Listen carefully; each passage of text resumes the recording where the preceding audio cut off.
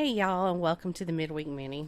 Yep, I realize I'm very late today, but it's been one of those weeks, you know, how you just don't know what day it is. You're either a day behind or you're a day ahead. Well, that's what it's been like for me. I think Monday being a holiday and the kid not having school and the other kid not having to work, it just felt like the weekend, I guess, on Monday. And so yesterday I thought was Monday. I always record today's episode on Tuesday evening. So I was thinking all day yesterday that it was Monday. So I thought I had another day. Well, guess what? Yep. But I hope y'all had a good Labor Day. At least got you some rest, did something fun or something like that. We went to my daughter's in-laws on Monday to celebrate my grandson's birthday and his grandpa Johnny.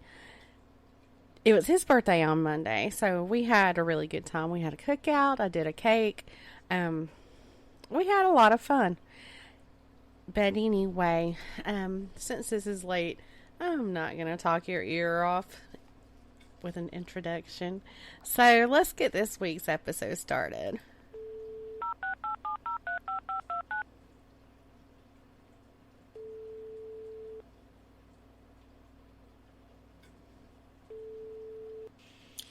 Triple M Studios proudly presents Midweek Minis, and here's your host, Andrea Lee.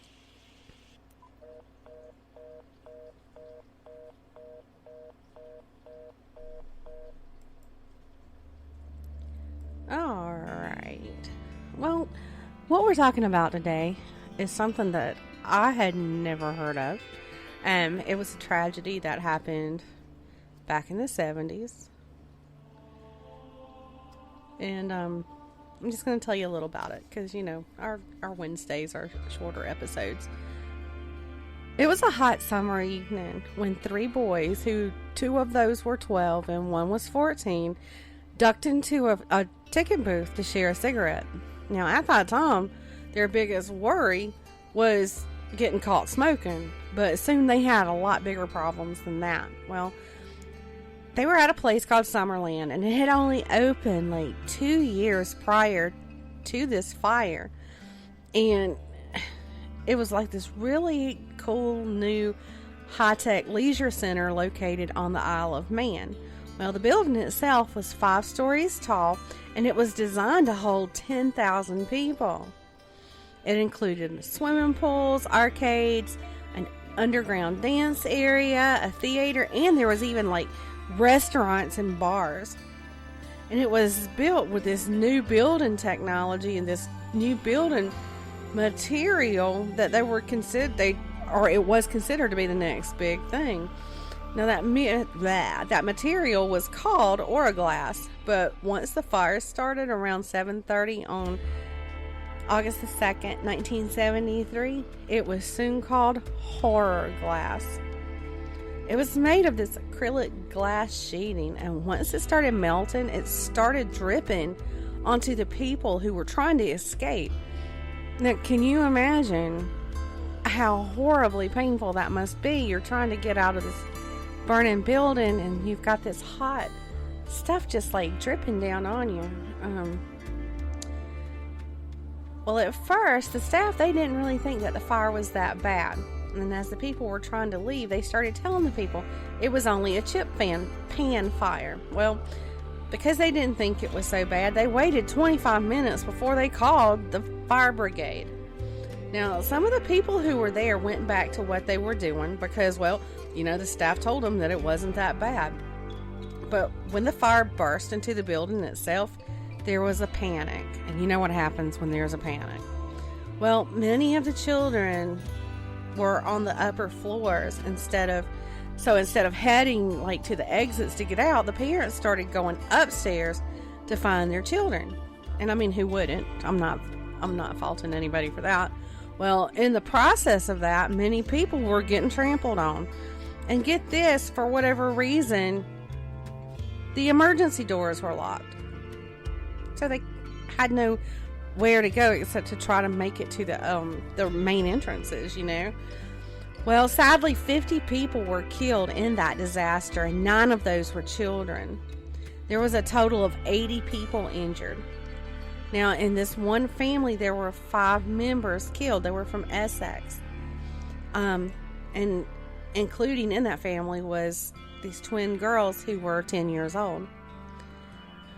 Now, there was even a count of 17 kids who lost one or both parents. Now, later that same year, a public inquiry was held, and it was led by Justice Joseph Cantley. And the report published from it in May of 1974 gave a verdict of death by misadventure. Well, in other words, there was no bad guys that had caused this fire. A series of unfortunate events, including poor communication, was to blame. And it was also found, they also found no blame on the Oro glass because it didn't ignite until the building was already on fire. But out of this did come new building standards because, I guess they thought we got to do something different here. And one of those major changes was that emergency exits are never to be locked. Well, nobody was ever prosecuted for the fire, but in September of 1973, those 3 boys who had ducked into the booth to have a smoke went before the Douglas Juvenile Court, and they admitted to damaging the lock on the booth, and they were all 3 of them were fined in order to pay compensation. Now, as big of a loss of life there was in this, I just can't imagine why I've never heard of this. It's almost like it got swept under the rug or something like that. I mean, you would think as big of a tragedy as this was, it would be something that you would have definitely heard of. I just can't imagine why I've never heard even the slightest mention of it. Have y'all ever heard of this incident before? Well, that's all I've really got. I know it was a short one, but Wednesdays usually are.